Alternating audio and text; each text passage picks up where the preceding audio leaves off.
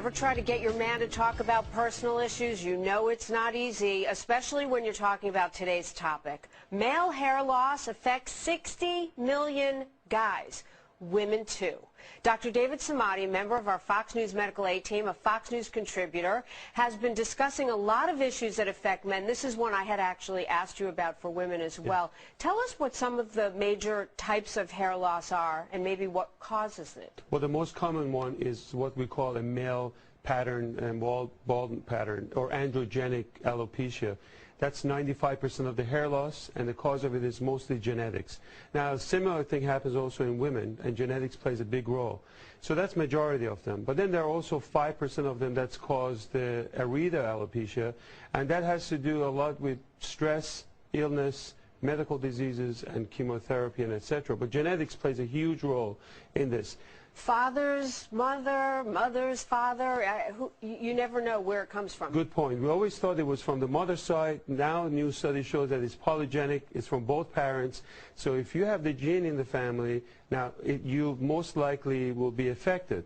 It can skip a generation, but that's going to be there. Okay, so both sides potentially. Absolutely. Okay. What's interesting is 30% of men by the age of 30 can actually have hair loss, and by the age of 50, it could be about 50%. So it affects both men and women, but we're going to be talking about mostly men here and their hormonal issues. Let's talk about some of the types of hair loss and the symptoms.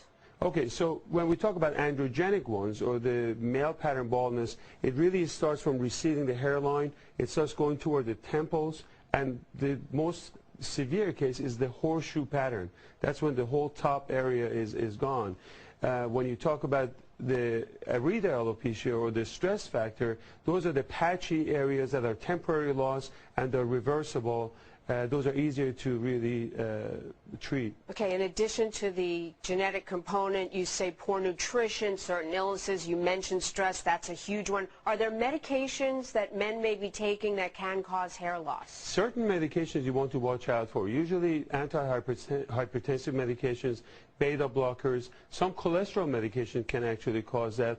I found that medications like Coumadin, which was quite interesting, or even Zantac, can actually cause it. So you want to look out for those. And if you take any of these medications and you see a quick hair loss, you want to make sure that you talk to your physicians. Interesting point you were telling me about on Proscar, which a lot of men take.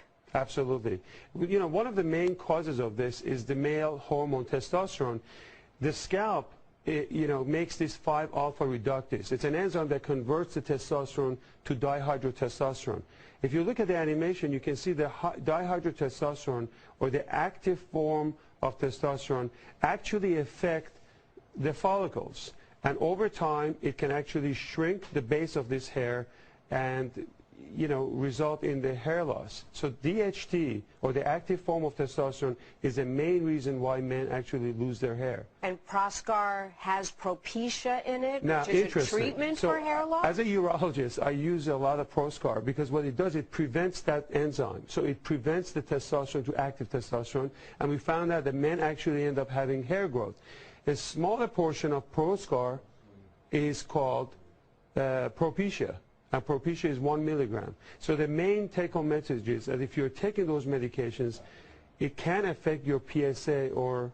So when you get tested for your PSA, if you're on that because of the Propecia, you may actually affect the results. You need to disclose to your doctor if you're on it, or discuss it with your doctor. Absolutely. Okay. So Let's move on. The animation's interesting. I have no idea what this is, but if that's what's going on inside my scalp, I'm very concerned.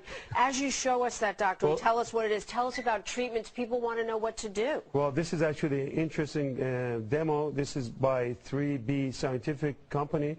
As you can see, it's amazing. Here's the scalp. This is the hair. You have all these sebaceous glands.